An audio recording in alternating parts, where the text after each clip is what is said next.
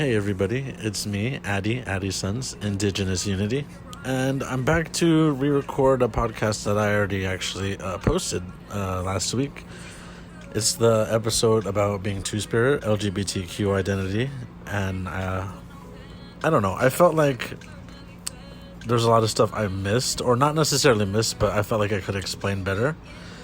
And also, I was kind of just trying to push out episodes, and record while I was tired, and it just, to me, listening back to the episode, I feel like I could do better, so I wanted to go ahead and start over again. And this time, instead of just going off the cuff, I've written out an outline of the things I wanted to touch on and expand upon, which will hopefully make this podcast sound a lot more smooth and fluid, because listening back to the other episodes, it bothers me that I hear myself pause or say a lot, and just I could really tell that I'm trying to gather my thoughts. And while a part of me appreciates how I can try to come out off the cuff with the things I want to say, another part of me thinks that if it's more structured, it'll be a lot easier to digest.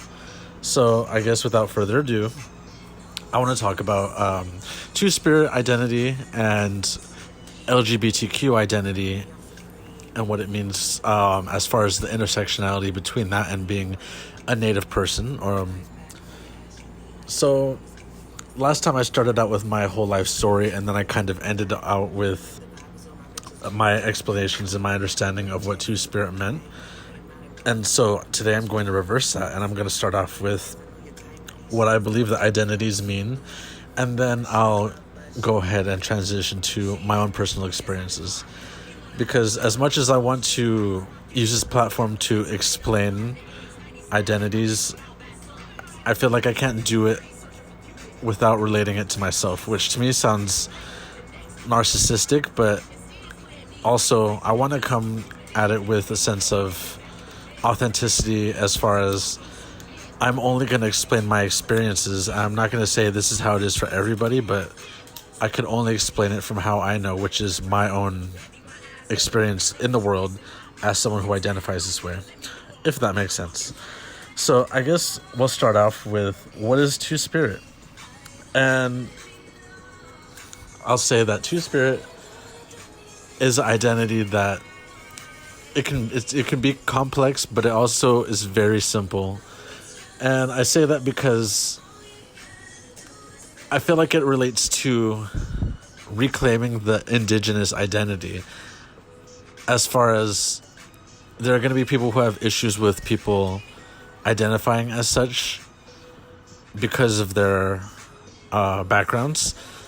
And what I mean by that is, going back to the last episode I made about who can reclaim the Indigenous identity, I feel like it's similarly the way it is in Two-Spirit, because there are two major connotations when it comes to Two-Spirit. There's the traditional sense and there's the modern sense. And the traditional sense is people who have been connected with their cultures, with their tribes, and they have an understanding of their cultural traditions. They call themselves Two-Spirit in that way because that's what it means for them. And for most who use that term, it's a sense of roles, and roles that are typically gendered, such as caretaking, name giving, crafting, or things like that would typically be seen as in a binary sense and gender. And these people embody what would be considered the opposite. So, for instance, someone who would be considered born male, raised in a traditional Indigenous culture, would take on traditions that are considered to be female traditions, and vice versa. And so there are plenty of different tribes who have their own specific terms for what we would consider Two-Spirit, and I don't know them all. I plan on I made a post about this like a couple years ago, and I had like a list of all the different names in different tribal languages, but I'm gonna have to research that again because I can't find that post. But essentially, just like in every culture and every language, there's gonna be a word for something that is universal, whether people want to acknowledge it or not. So, for instance, homosexuality or people being trans or genderqueer. Now, the Western ideas of that aren't really known, but those roles and identities still exist throughout all these different cultures. So different tribes are going to have their own words or terms for those identities. Such as Cree and Blackfoot nations will have their own words. Now, I guess in the modern sense, it comes down to like a pan-indigenous identity, which means an overall term for indigenous people as a whole to call themselves underneath the LGBTQ umbrella. So, a little history on the modern Two-Spirit identity comes from a status Indian Métis activist named Albert McLeod. McLeod. He coined the term Two-Spirit in a 1990 LGBTQ native event. And basically, LGBTQ, if Two-Spirit was to be generalized, it means someone who is queer, who is, their sexuality is not heterosexual, their gender identity is not cisgender, basically someone who's LGBTQ and native. So if you can fit those criteria, then you can identify as Two-Spirit. And I say that because I've seen a lot of activist pages and communities where I see a lot of non-native, mostly white non-native people who are queer, wanting to claim the Two-Spirit identity, which is very problematic, and it's appropriative because that's not something for you to reclaim. So just being a queer person does not give you the right to claim Two-Spirit. You also have to be a native person. That's pretty much the prerequisites to being a Two-Spirit person.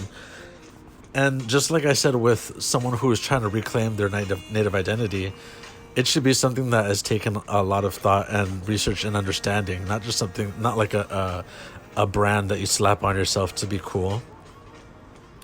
It should be taken seriously, because if you don't educate yourself on these topics, you're going to come off looking ignorant and then representing that identity in an incorrect way.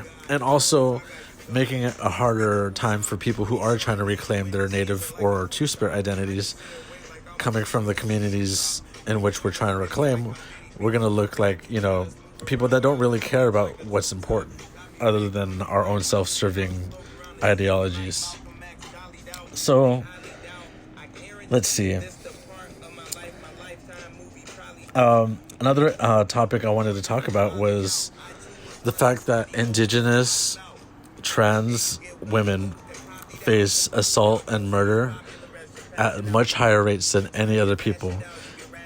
Just like queer, trans, black women face murders and assaults at like the highest rates of any other demographic. And I feel like that is something that people need to touch on and understand a lot more, because we want to talk about, as far as Indigenous people, the rates of just violence against us, but we always neglect the queer and trans relatives in our communities. And these are the people who are most vulnerable at times, because not only are they ostracized and oppressed from the people on the outside, but they are also oppressed and ostracized from the people on the inside of the communities, which leaves them for a really lonely place. And it brings up another issue, which is like the highest rates of suicide. And Indigenous teens have some of the highest rates of suicide. And you just add on being a queer person on top of that, and it's not looking good for the communities.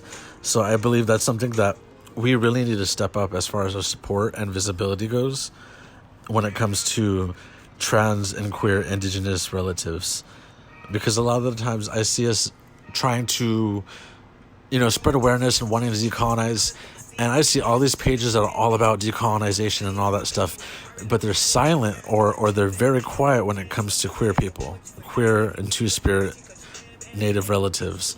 It might be a footnote or, one sentence in their caption, but it's not really that cool for them to represent and support LGBTQ Native people. And I've said this so many times before, and I'll say it again. You can't say you're here for your people if you're not here for all of your people, and that includes the queer ones. And just because you don't understand them doesn't mean that they don't deserve the respect that you want to give the rest of your people. Because otherwise, you're really just like the colonizer when you're saying, I only want equality for the people that are just like me, which sounds a lot like the white people to me. So that's what I have to say about that. And then another part of I guess, identity policing when it comes to relatives reclaiming two-spirit when we don't come from tribal backgrounds is that people say, like, why are Southern natives, such as myself, reclaiming two-spirit when it's mainly seen as a Northern Native identity? And it goes back to what I said earlier as far as it's been coined as a pan-Indigenous identity that extends beyond just tribal communities. So basically the prerequisites are if you're a Native person and you are LGBTQ, for you to reclaim this identity. And just like I said in my last episode about mestizos and detribalized people reclaiming their Native identity, I believe it's something that we need to come with respect and humbleness to know that I wouldn't say inserting ourselves, but we are inserting ourselves into an identity that we previously didn't actively hold. So we need to understand that there's going to be things that we're not going to completely understand compared to our relatives who were born into it. And I feel like that's something that we need to be careful when we're trying to be our authentic selves. And another thing I have to say to the people who want to deny Southern relatives claiming two-spirit is that queerness existed all throughout the world, all throughout history. So I think we need to get it out of our heads that it's something that we can't recognize. For instance, there'd be people who try to tell me, for one, people think I claim Aztec or Mexica, and so they say, why are you trying to claim two-spirit when don't you know the Aztecs were homophobic and blah blah blah blah. And from what I've researched, it's been iffy. I've heard it on both sides as far as the acceptance and the homophobia in the Aztec culture, because Aztec history is not monolithic, and the culture has adopted so much from surrounding and previous cultures in Mesoamerica, like the Toltec and the Olmec before them and all that stuff. So when it comes to that, I say, even if there was an existence of homophobia or non-acceptance of homosexuality in pre-colonial Aztec culture, it doesn't negate the fact that we existed. I mean, you can look into the mythology of that culture. For instance, Xochipilli is a deity that pretty much embraces the ideas of homosexuality and gender variance. And you look at some, sculptures and pottery and things like that, and you'll see depictions of homosexuality that exists. And, you know, you hear about I've researched about how in certain like areas of Aztec societies, there will be gay culture. So in American culture, you know, back when homophobia was like a lot worse than it, well, I don't want to say it's worse than it is today, but, you know, back in like the 50s and 60s, gay men would signal each other in public in certain discreet ways to let each other know, like, hey, I'm a gay person and I'm looking for some gay activities. So, for instance, I'm talking about the handkerchief code in America, and you would see a gay man would put a handkerchief in his back pocket, and it would be a certain color or a certain a fold, or on the left or the right pocket, and that would indicate what exactly that man was looking for in terms of sex or in terms of the type of man he was looking to attract. And this was a nonverbal way that gay men could communicate with each other in public. And it's the same thing that was recorded in Aztec society, that a man that was in a marketplace chewing chicle, gum, that would be a signal for him that he was looking for sex, or he was selling sex to a man. So I just want that to be known, the fact that people who want to use homophobia as a reason to not accept queer people and culture, that you know, pre-colonial cultures, is not a valid way to go. Another thing I wanted to point out was Zapotec culture. Zapotec has the Mushe identity, which it encompasses all identities between trans woman, genderqueer, gay man, and everything in between. And Mushes have the freedom to be themselves in Oaxacan households and society and certain cities. And they're active people in their communities, and they hold integral roles. Like, many mothers would rather kick out their unaccepting a father than their Mushe child. And, you know, the roles that Mushes hold are very important to family structures. For instance, Mushe people would not typically have a child or a family of themselves, so they would in turn look after the family that they do have. They would take care of the elders, they would take care of their siblings' children, you know, they hold certain roles that would not be seen in the cultures of, I guess, hetero cisgender normative world where that is not accepted. So what I'm trying to get at is that if these communities, pre-colonial and post-colonial, can accept and recognize queer identities exist, then I feel like we as a people need to also kind of get with the times, because we're thousands of years late. You know what I'm saying? We can also talk about other cultures around the world, in the Polynesian islands, in Africa, in Asia, that have people of gender roles that vary in between the binary, and, you know, of sexualities that are not just heterosexual. There's examples everywhere.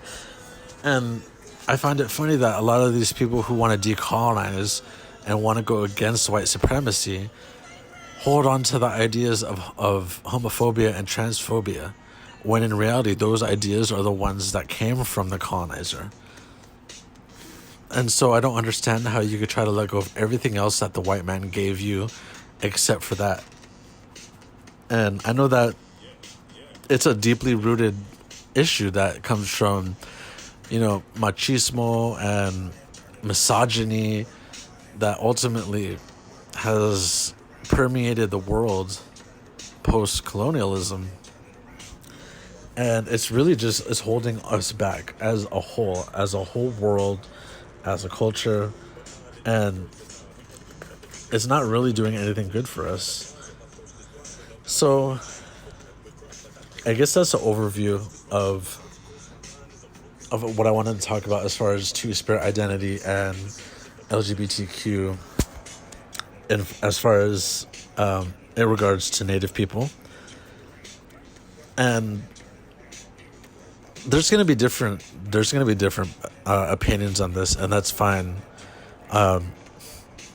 Believe it or not, I'm open to different opinions, but what I'm not open to is when people try to invalidate other people, especially coming from a community that they don't identify with, and that's where I have the issue. Like, if you don't identify as an Indigenous person, who are you to tell someone who can be Indigenous? And that's me looking at you, those profiles who are mestizo but rather claim Latino or just stick with Chicano or Mexican, and they want to tell our relatives who we can identify with. It's the same thing with the two-spirit and the queer identities. You know, I'm not going to sit here and speak over or speak for women because I'm not one, and I don't identify as one. I haven't had that experience. And I feel like that should be the same way when it comes to two-spirit and LGBTQ identities. Let queer natives talk. Stop silencing us. Stop policing our identities. Stop trying to use history and biology to determine who we are. Especially when we have to recognize that history has been clouded, and so has science has been clouded with biases and judgments based off of Eurocentric ideology. You know, people want to say, well, biology says you're this, but biology used to say that we weren't even human. You know what I'm saying? Or they'll say, well, history says this, but then I'm like, history says that we're savages. So stop using Eurocentric views and biases to explain who we are as a people. How about you let us explain who we are for ourselves? That's all I have to say about that.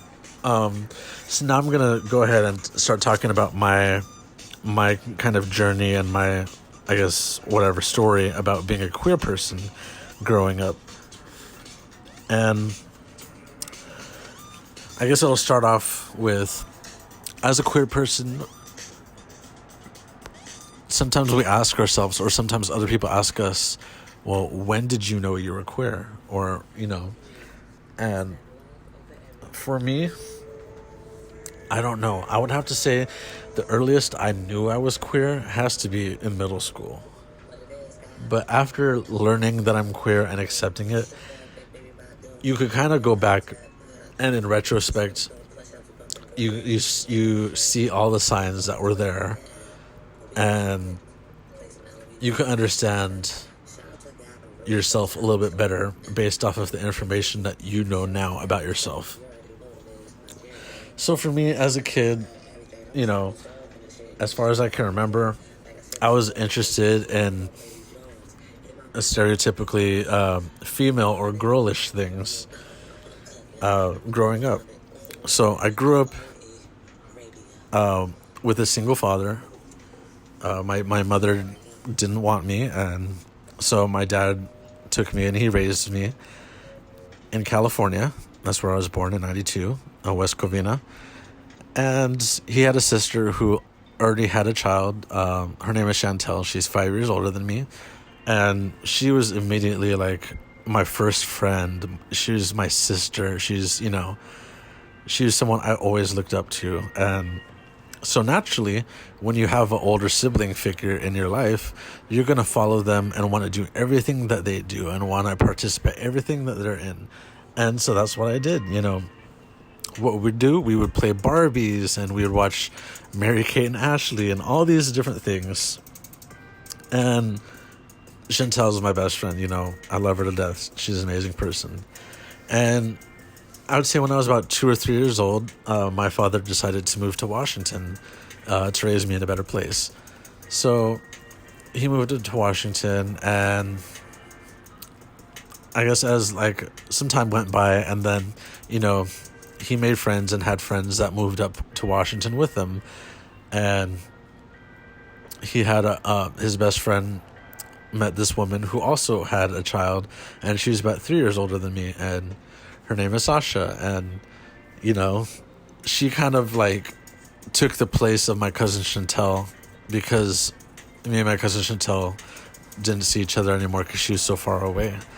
So me and Sasha, we used to hang out and do all the things that me and Chantel used to do. We would play Barbies, and we'd play dress up and all these different things, you know. And that's all I knew, you know, is just hanging out with her. Just I wanted to be hanging out with her. And outside of those two role model figures that I had, just different things as a child. Looking back now, I could see, okay, someone, you know, my dad's raising a gay kid. And I know he knew also, but I'm just lucky enough to have a father who is very accepting and of who I am, and encouraged me to do the things that I like. You know, just one example is, I don't know if these shoes, the brand is still around, but in the 90s, there's this brand of shoes called Candies, and they're like these black shoes, and they had like this white stripe on the bottom, on the bottom, and they're for girls. They're marketed for girls. And I remember telling my dad I really wanted those shoes, and we went to the store, and he was like, well, are you sure you don't want Chucks? You know, Chucks are like Converse, they're just the same. They're black on the top and white on the bottom. And I was like, no, I want some Candies. And so, you know, my dad bought me some candy shoes, and, you know, I wanted Barbie toys, and my dad would buy me some Barbies. You know, I also wanted to play with Hot Wheels, so my dad would buy me Hot Wheels. So, you know, for those people who try to say like, oh, you're pushing your child to do, you know, whatever, that's never the case. It's just that a good parent is going to encourage and allow their child the things that they are interested in, and that's what it was with my dad. And so, another thing looking back I could tell was, I remember every summer I would go to California to go visit with my family, and I think I was at Disneyland or something, but I was walking and I was like sashaying. I was like swinging my hips back and forth, and my grandma was like, no, mijo, you don't walk like that. Only girls walk like that. You walk like a boy. And I kind of felt like ashamed, but now I realize why that was. You know, just gender norms, I guess. So, and I don't blame my grandma for that. You know, it's hard to say who knew or who thought who I would become as a young kid, but I was definitely not like the typical boy that you would think would grow up to be like a macho man or whatever. I was a soft boy, and I'm still a soft boy. But that's not to say that I didn't enjoy some of the things that typical boys would enjoy. You know, I loved Pokemon cards. I loved riding my bike. I loved catching bugs. I loved, you know, and I don't like to gender things, but this is just how I can explain my upbringing and who I was as a kid. I just, you know, and I also had crushes. I definitely had crushes on boys. I loved boys, but I didn't understand it really. I mean, what kind of kid understands what a crush is to begin with, heterosexual or not, you know? But I also had some crushes on girls. I remember that in first grade, there was this girl named Samantha, and she had black hair, and it was like she was, I don't know. I just had a crush on her, and I would always watch her, and like, not in a creepy way, but just like, oh my God, I want to be her friend, and I don't know why. So I would definitely have, you know, feelings for girls, but it would just be mostly boys that I would have feelings for. So fast forward to my tween years, middle school. That's when I really started becoming aware of who I was and what it meant. And that's when things started to get real. I mean, of course it gets real at that age, right? That's when you start having your own little identity crisis. And so my family was never like, well, I don't want to say my family was never super religious, because they are, but just my father is never religious. Like, we never went to church because he made us. We always went to church because our grandma made us, or whatever, woman in my life, like my whatever stepmother, or woman my dad was dating was super into church, so we would go because of that. But as far as my dad by himself, he's not religious like that, so it would just depend. But my family, apart from that, is super Catholic, and like my grandmother and her sisters, like, would be super Catholic. They were nuns, like that kind of, I don't want to say strict, but just that's how much religion meant to them.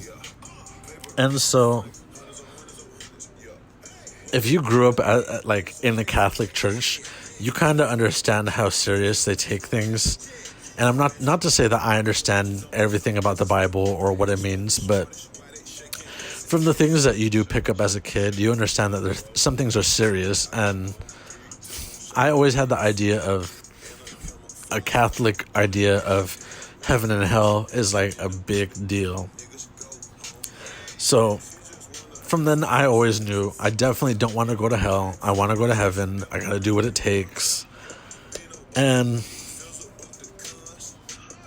I guess a lot of the issues and struggles I have with being a gay person are definitely internalized. It's definitely self-imposed, because I definitely don't want to say that any of this comes from my family putting this on me. It's more of me putting it on myself because of the religion that they're in. But I don't want to make it seem like there are like these kind of like, you're gonna go to hell type of Catholics. It was just me understanding what that religion was and applying that to myself. Oh, excuse me. So, in middle school, that's when kids start to understand sexuality more, and that's when people start to say you're gay. And I got that so much in middle school, like Addison's gay, and just all that kind of stuff. And I've always been the type of kid that things would get to me, but I definitely would not want people to know that it gets to me. So I would act like whatever, and I think, especially in middle school and a little bit in high school, my personality was like extremely eccentric and weird and out there, because I felt like if people already think I'm gay and that's a bad thing, I want to give them something else to look at or to laugh at, and kind of just distract them from the fact that I'm not like most boys. So that's how I was. I was definitely weird. I was like, think about SpongeBob, how he's just like loud, obnoxious, random. That was who I was. And even if I wasn't like that, you could tell I was gay, you also could tell that I was gay based off of who was my friends. And I'm not to say like I only hung around like gay kids, but the biggest circle of my friends was all females, for the most part. And so that's another typical stereotype, is that the gay boy hangs around a bunch of girls because girls are not going to be typically as mean or judgmental, and they're going to be more accepting when it comes to boys that are not, I guess, the typical heterosexual boy. So anyways, that was my circle of friends, and that's also when I started dating. And I would date a couple girls, in middle school and in high school. And I was hyper aware of what it looked like. The kid that everyone thinks is gay all of a sudden has a girlfriend, or, then they break up and then he gets another girlfriend. But I understood what that was. Like, people thinking like, oh, that's just a beard. And if you don't know what a beard is when you're a gay person and you are dating a person of the opposite gender in order to cover up the fact that you're gay, to make it look like you're straight. Like, you're covering that up. So, that's what a beard does. A beard covers things up. So, anyways, that's what a beard is. And I'm not going to lie, a lot of them were beards, but, there were a couple girls that I dated throughout middle school and high school that I had genuine feelings for. And that confused me as a gay kid in denial about his sexuality, like having feelings for girls. And I'm like, okay, maybe if I just continue to go with this, I'll fix myself. And of course that doesn't work, And I also didn't understand the difference between sexual and romantic attraction. As a kid, I always thought it had to be, it was all the same. Like, if you're sexually attracted, you have to be romantically attracted. Or if you're romantically attracted, you have to be sexually attracted. And I didn't understand that doesn't have to be the case all the time. Because if I was to explain my sexuality, I would say that I am attracted to men and women, but at vastly different rates. If I was to say I'm bisexual, I would say I'm 90% gay and 10% straight. That 10% of me is still attracted to females.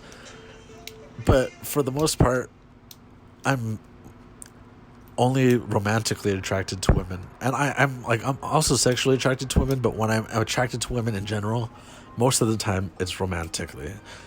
So, I don't know. That might sound complicated and it might not make sense to you, but for my queer folks, you know what I'm talking about, so that's all that matters.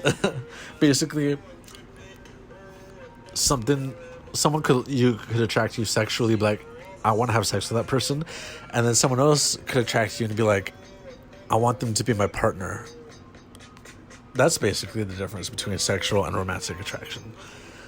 It's just that for most straight people, it's a no-brainer. It's automatic. Yeah, I'm sexually attracted to you, and I want you to be my partner romantically. That just goes hand in hand for most straight people, and that's your straight privilege right there. But yeah, so let's get back to the religion part. Me coming to terms, well, I guess not coming to terms yet, because I was still in denial while at the same time pleading with God, because I don't want to say I was religious for the right reasons, but I was definitely someone who's still participating in religion on my own individual level. And by that, I mean, like I said, my grandmother was really the only religious person in my immediate family, and she passed away of cancer when I was young, and she was really the only one left that would care about religion. And so a part of me continued, even though I have had my doubts about religion and God, I continued to hold on to it because of my grandmother, and I felt like it was a piece of her that I could hold on to after she passed away, and something that I can continue on in her name. And then I also felt like I had to believe, because I didn't want my grandma to be gone, and I wanted to believe that she's up there in heaven. And so, I would pray every night. Like, I would always pray, and I would just, start off by thanking God for everything he's given me, thank him for the whole day and all that kind of stuff. And then towards the end of the prayer, I would start apologizing to God, and I would say, I'm sorry for being this way. I know it's wrong and I want it to change, but I can't change myself. And I would ask God to change me. I would ask God to make me straight, and I would try to bargain with God, and I would try to say, every summer I would go to California on the airplane, and so before the airplane took off, I would say a prayer in my head, and I would say the same things, and I would say I'm grateful for everything, and then I would say what I'm sorry for who I am, and then I would just bargain with him, and I would say, please change me. And I had this idea in my head, I think I heard it somewhere, that all children, no matter what, they go to heaven if they die as children, because they're still innocent, or so in my head I would be thinking and praying to God that please just allow me to die before I become an adult. That way I can still go to heaven, even though I'm holding this sin that I can't change. And before the airplane takes off, I would tell God that I would be okay with the plane crashing and killing me because at least I can go to heaven and I didn't have to spend eternity in hell. And these are things that a child should not have to think about and go through, especially by himself, not telling anybody. Like, I didn't tell a soul about this, and this was me, like, before I was a teenager all the way up until, like I graduated high school. And that's a long time to hold these things and this pain, this burden. And I don't want to put that on anyone but myself, because I was the person who allowed these ideas to go into my head. I'm not trying to say my family did this to me, because my family has been accepting of who I am. But that's just how it was, for me. And it was a deep, troubling time. I just, looking back on it, like, I don't want to be that cliche gay kid that's like, and so that's why I don't like God. That's why I don't like the church, because, like, I feel like religion has its place and it has its value. But then I'm conflicted, because the religion that is imposed on our people comes from colonization. So I would rather have that replaced by spirituality. And I also don't want to villainize any of our relatives who do hold on to the religion. But then I also wish they would open their eyes to wanting to expand onto just something more than that. And it's tough. It's tough for me to, like, consolidate all of that. But that's basically my relationship with religion and God as far as being gay. And so going into high school, I'm still closeted. Like, I'm still in the closet. No one knows I'm gay. I don't even want to acknowledge it myself, other than when I'm praying to God, asking him to change me. And I guess, to be real, like, when you're a teenage boy, you're looking at porn, and I would do that too. And, of course I would look at the gay stuff, but there would be times where I would look at straight or lesbian porn, because I'm trying to make myself straight and attracted to female bodies. And I tried that also for a long time. And, I'm not going to say that it didn't do anything for me, because, like I said, I still feel like I have a small amount of attraction. But then there's also that part of me that thinks, what if that small part of attraction is just me trying to fool myself into hopefully one day, being attracted to women. And that's something that's hard to talk about, something that's hard to deal with, because, who knows, maybe 10 years from now, I'll be like, yeah, I thought I was bisexual. Like, that whole thing, the whole idea about, and this also ties back to high school, like, the gay kids, like, gay boys in high school, when they want to come out, they start out by saying, I'm bisexual. And I don't like that. I never liked that, because I feel like that's kind of like, you shouldn't be using the bisexual identity as a stepping stone to making yourself or other people accept you as a gay person. But on the other hand, I believe it's totally valid for you to question and try to understand your sexual identity. And if that happens to mean, hey, maybe I'm bisexual, that's completely fine. But I just want to acknowledge the fact that the bisexual erasure is real. And, it's something that, even though I feel like I might be a bi person myself, I don't want to act like I have that experience, because for the most part, I have an experience of a homosexual person, a homosexual guy. That's my main experience. So yeah, like in high school, I still retain that reputation of, oh, Addison's gay, he's definitely gay, blah blah blah. And what can you do? Like, you just gotta, like, as a gay kid, you can either let it get to you, or you could just laugh it off and be like, ha, sure, whatever. Like, that kind. It's hard, but that's what high school is. So, going into college, of course, I hate being a cliche, but that's what it comes down to. College, I moved hundreds of miles away from home, and I in my own dorm room, all that kind of stuff. So that's when you really could start like experimenting and expressing yourself. And that's what I did. The first thing I did was I dyed my hair red, and I started painting my nails different colors, and it definitely felt like freeing. Like, I'm like, oh wow, finally I can express myself. And there's also something to be said about being someone who's gay, but like you don't really outwardly express it in your identity expression, and then when you finally do, like those, they call them gaybies, like the newly out or newly accepted gay people who are like, yeah, I'm gay, and all of a sudden they just wear like rainbow everything and be extra flamboyant, and like that kind of like cocoon to a butterfly moment is very vulnerable, because you're putting yourself out there for the first time, and you thought people treated you and looked at you differently because you're gay before, but now you're out here waving a pride flag, being like, hey guys, that's something else to be said, because then you're just like, I don't know, you almost feel like you're putting a target on your back, which it sucks, but it is what it is. Anyways, my first year of college, I made a couple of lifelong friends, and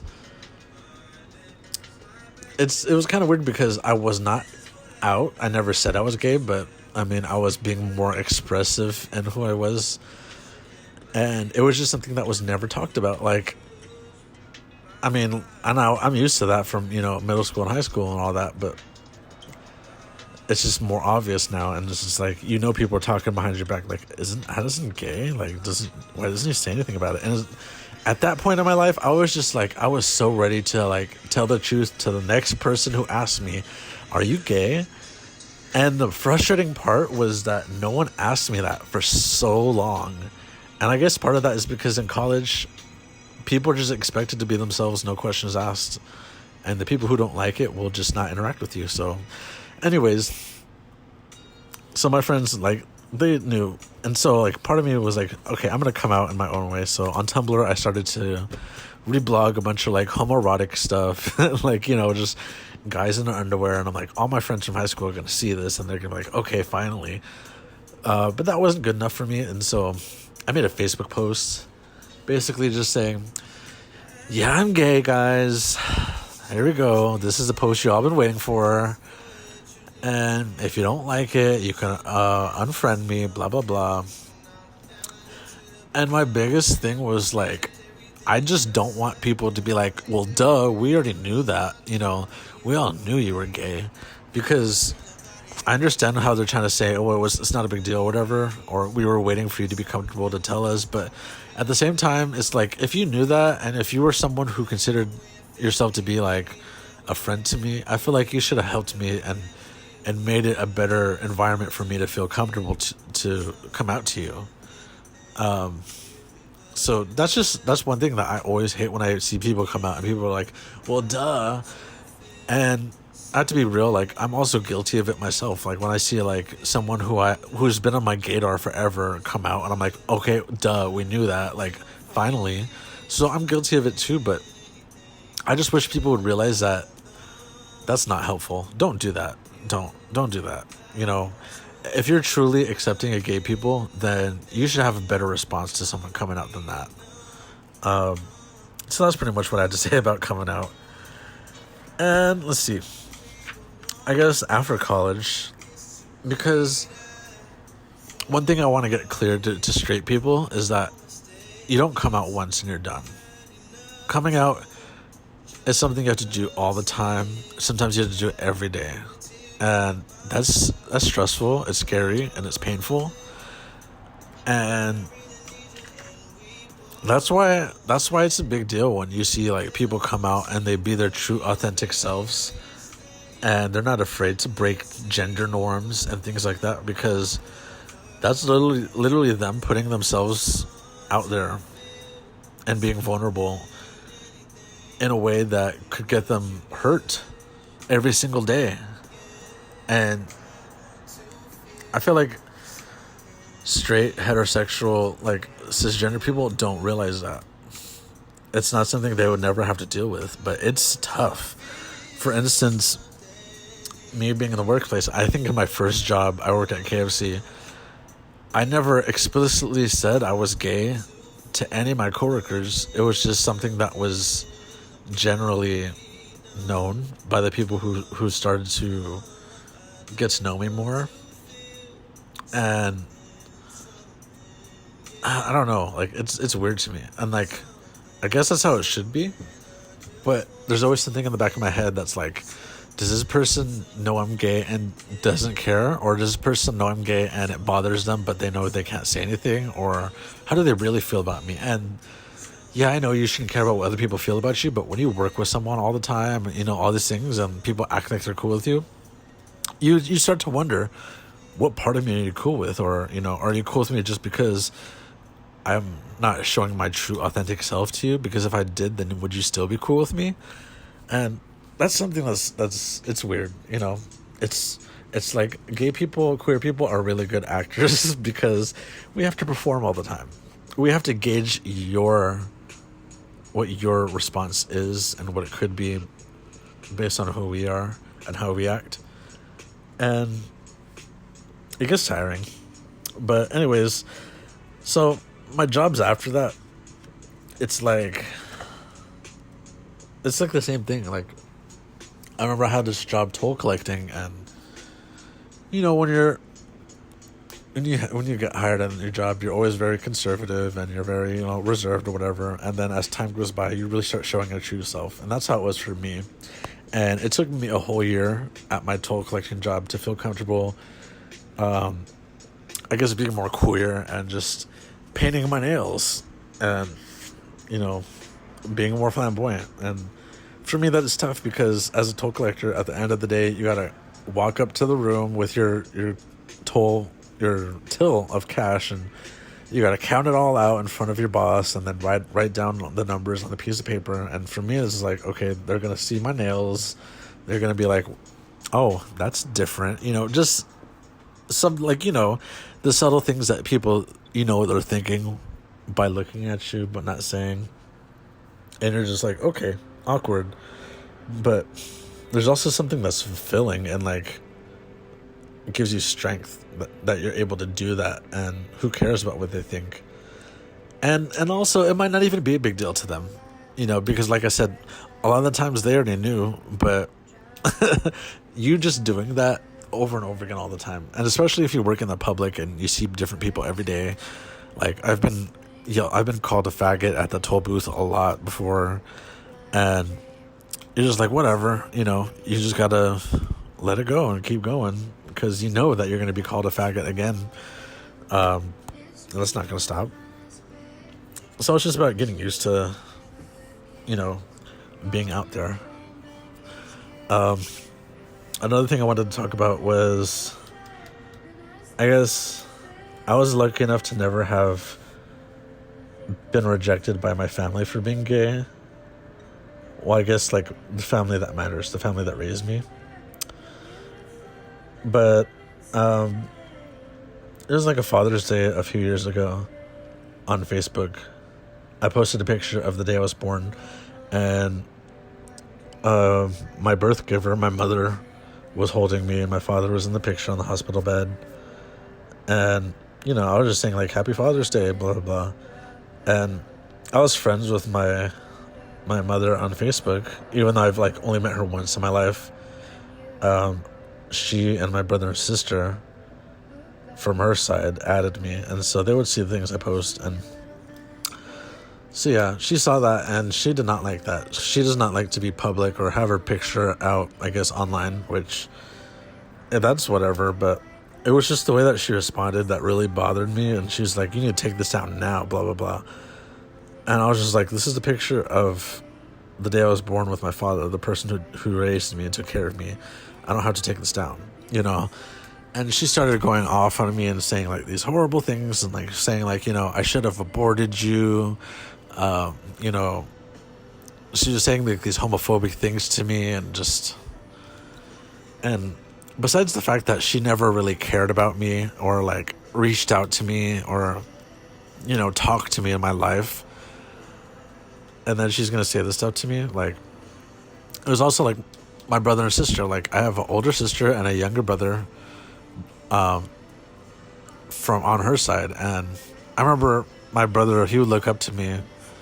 I don't know why. We've only met once, but he would try to like message me all the time, and we were texting one time, and I said something, and I guess he thought I don't know what I said. I forgot what I said, but I was like, man, or whatever in my text, and he thought I was saying like, I like men. And this is back when I was like in high school and he was like middle school, and like he was just like, I don't like that gay shit, blah blah blah, like. And then like I didn't respond to him, and then like later he's like, oh, I'm sorry, I didn't realize that's not what you said. You weren't saying like you liked men or whatever. But back then in high school, me with my knowing I'm gay ass in denial, I was like, even if I was gay, there's nothing wrong with it, like, what's the big deal? And he was like, no, don't worry, I don't want to talk about this, don't worry about it, you're not gay, like, I just thought you said that you liked men. And so from that moment on, I was always like, well, I'm not gonna really be close to you, I'm not gonna let you in now, because you thought it was a misunderstanding, but the reality is I am gay. So that bothered me. And then like after I added them on Facebook and MySpace, like, it's clear you could tell I'm gay from all my pictures and the stuff I post. But again, like everyone else in my life, they know that I'm gay, but they're not going to say anything about it. They're not going to talk to me about it. They're not going to acknowledge that, even though it's a big sorry, I was going to cuss, but it was a big thing in my life. It's a big part of someone's identity to be gay, whether they want it to or not.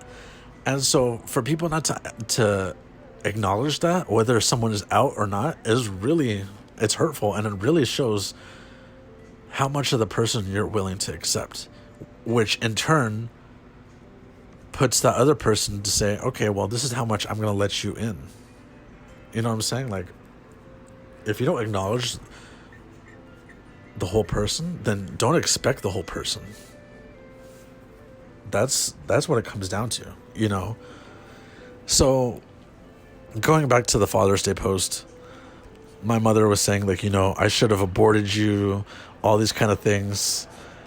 And I'm like, why does it matter? Because you didn't raise me to begin with. Like, I'm like, ultimately, you're saying these things because you feel guilty for never being in my life. And you're taking it out on me, when in reality, you should be taking it out on yourself. And I was telling her, I was like, I'm glad that you think of me every time you take a shower and you wash that C-section scar on your belly, because you need to realize that you have birthed a gay son. You've birthed a gay child, even if you're never in his life. And as much as you don't understand or accept gay people, that it is what it is. And I'm not here to criticize or judge or act like I'm better, but I'm living a life that is, in my eyes, a lot better than if I would have been raised by her. And that's because I had an amazing dad who loved all of his son, and not just the parts that other people didn't want to acknowledge.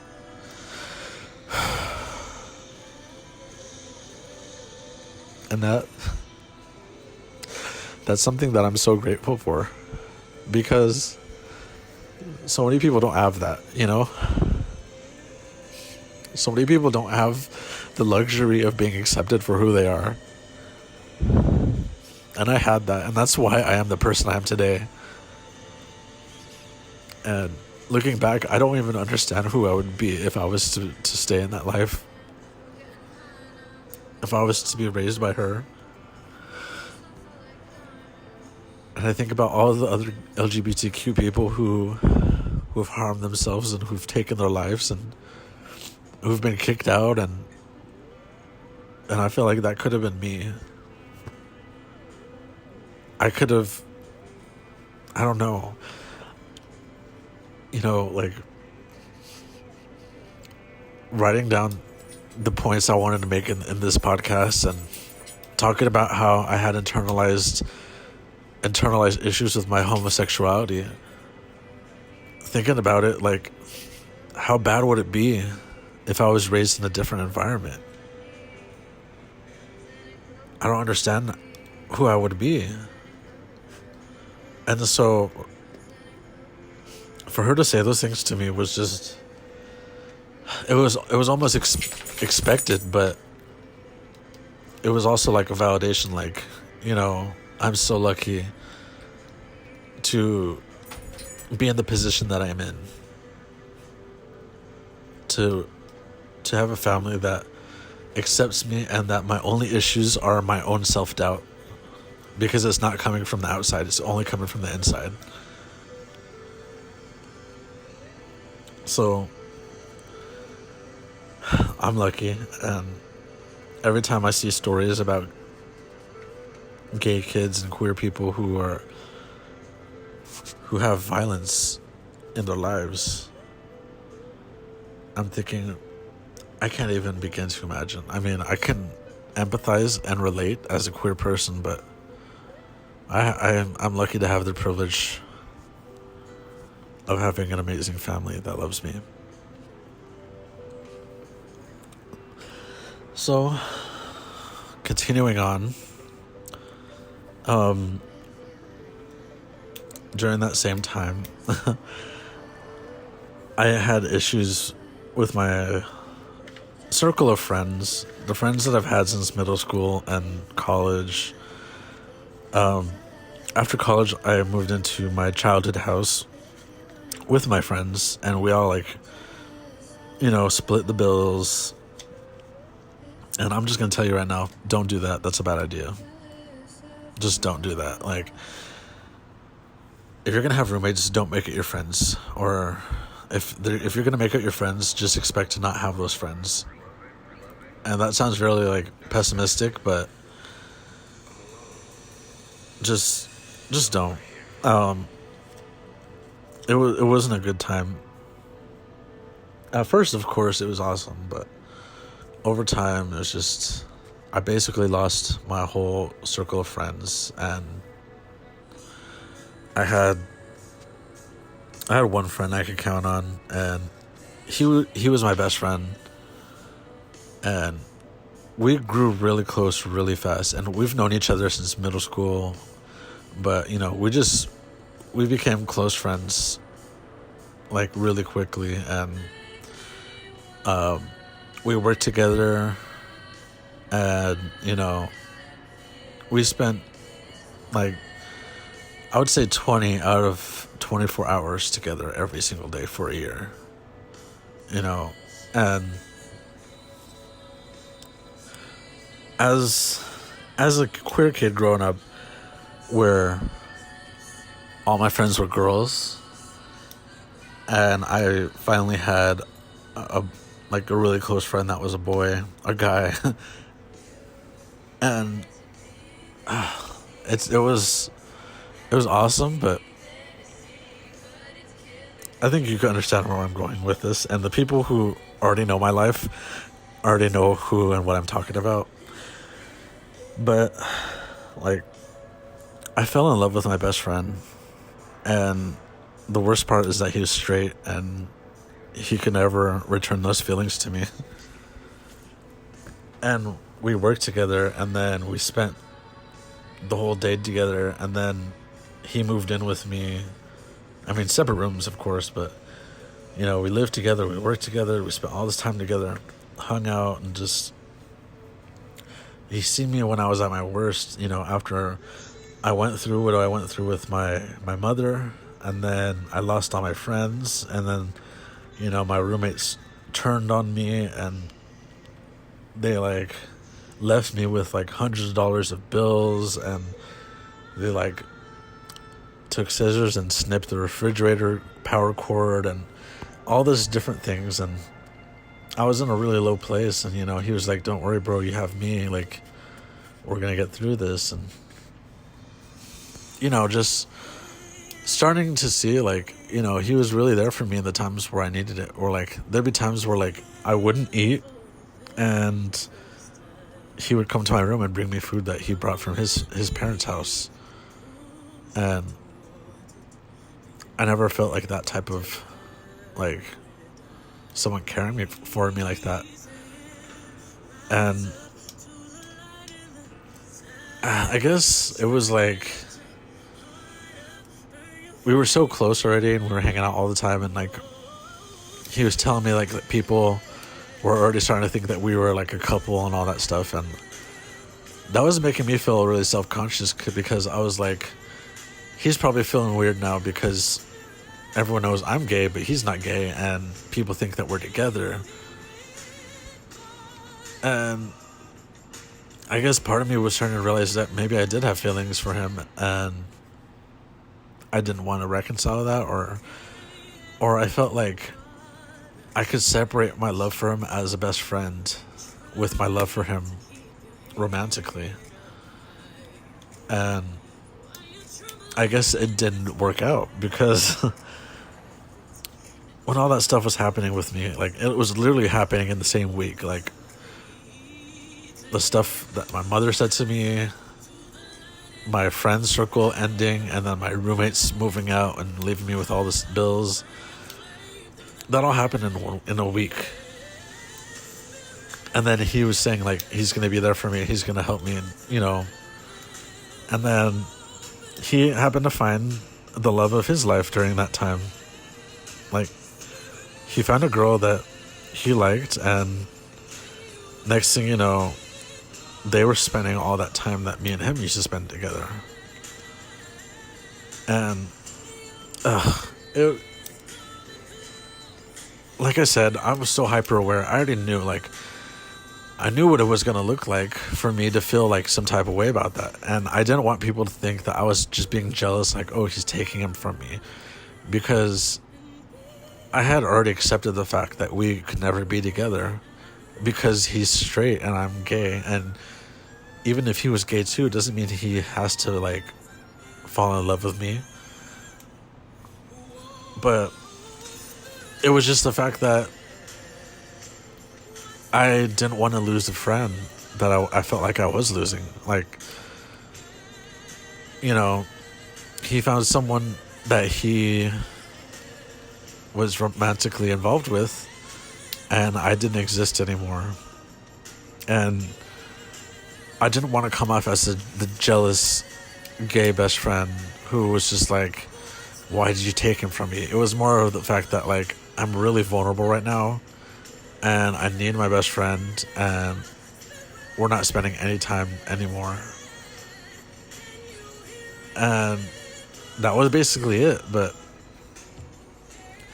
I guess I also didn't allow myself to go through the pain of the other part of myself. Like, I was still in love with him, and I didn't deal with that because I was already dealing with all this other stuff. And I also wanted to be in denial about the fact that, I don't know. Like, even looking back now, it sucks. It really did suck because I was like, I don't want to feel like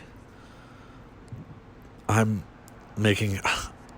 I made the whole situation worse just by, like, I shut myself out and I became a recluse, and I was upset because I was really feeling isolated.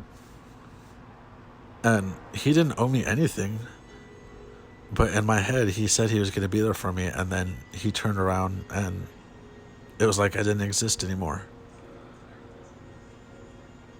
And I was like, I know I can't have you as a romantic partner, but now I feel like I lost you as a friend, as a brother. And that tore me up inside for years. I've never loved somebody like that before. And it really sucks when you have to do it in secret, where you can't tell anybody. And just like me being gay, I felt like it was something that, like, before it came out, it was obvious and everyone knew, but no one really talked about. So that made it even worse to me. I'm like, everyone knows that I'm in love with him. And I'm sure he knew it too. But I don't know. Eventually, he moved out. We never talked again. We're still friends on Facebook. And about a year ago, I sent him like a long message on Facebook explaining my feelings to him and telling him I'm sorry about everything. And he just left me on read and he never responded.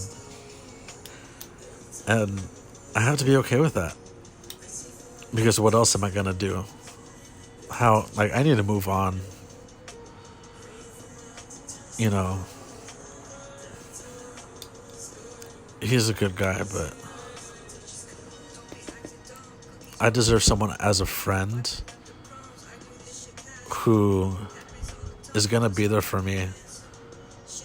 And I don't want to make it seem like you can't have your own life or you can't have your other relationships. It's just like, if you're gonna be there for or if you're gonna say you're gonna be there for somebody, then you should follow through with that, especially when they're in a really vulnerable time. And I don't know. I'm getting like really personal here, but it's something that's tough. I feel like for a lot of gay people, a lot of queer people, unrequited love is something that a lot of us deal with that we just don't talk about. And it might be because we're afraid of being a cliche, or it might be because we're ashamed, or we're in denial, or it's just too painful to talk about, but it's a reality. I know it's also reality that a lot of us are afraid we're going to be alone forever. And if you think that's something that like heterosexual people also deal with, imagine being gay and feel like you're going to be alone forever because, you know, what do we have? We have Grindr and we have like gay bars. Is that all? It's like we don't have all of the same resources, or we all can't always be out there. This is not like a job. You can't just refer someone else who's gay and be like, oh yeah, they may be for you. So, I don't know. It's tough. But I guess as far as me now, it's like, who am I?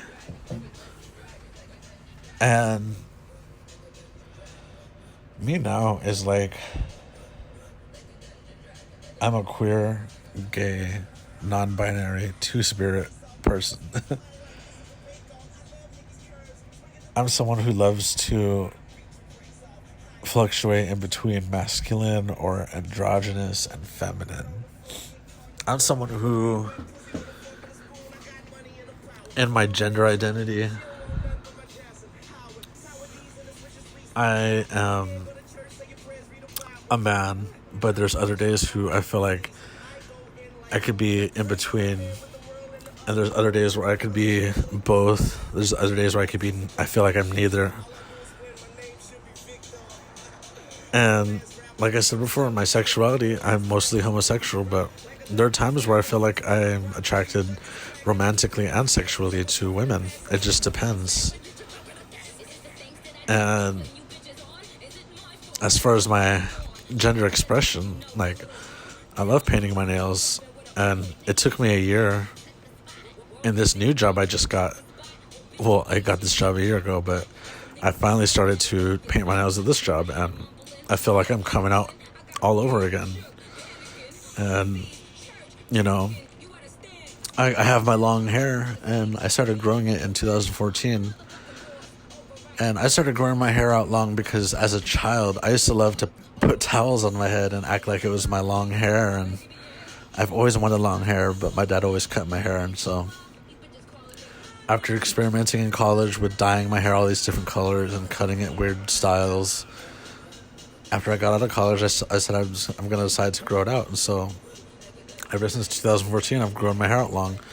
And that happened to coincide with me learning more about my indigenous identity and learning what it means to be native as a mestizo, Chicano, Mexican, whatever you want to call it, learning about my native blood, my native heritage, and decolonization. And so I started to grow out my hair because of me wanting to embrace my feminine side, or just the fact that I wanted long hair. And I am keeping my hair long because of my native identity and me connecting that with my roots as an Indigenous person. And that's not to say that every native person has long hair, or every feminine person has to have long hair, because that's not the case. But for me, it's kind of a reaffirming of those facts and those identities, and also that's just who I am. And so there'd be times like today where I was called ma'am at work, and like I just laugh and be like, yeah, and then they turn and say, "Oh, I'm sorry, sir." And I'm just like, it's cool, like it's whatever. But it's just about learning to accept yourself, and with that will come the people who will accept you. I'm a two-spirit, non-binary, queer, gay person, and a lot of people are gonna have issues with all these different new labels, but that's cool. That's something you don't understand. That's something you gotta work on, not me, because I've been working on this shit for like 27 years. And yeah, that's pretty much all I have to say. This is my longest podcast, but I feel like this flowed a lot better than my previous attempts. So I'm gonna go ahead and post this, and please give me your comments, your guidance, your experiences as a native queer person. Let me know if anything resonated with you. Let me know if any experiences you had are similar to mine. I'd love to hear it, because you matter and you're important to me, as far as someone else who could understand what I'm going through.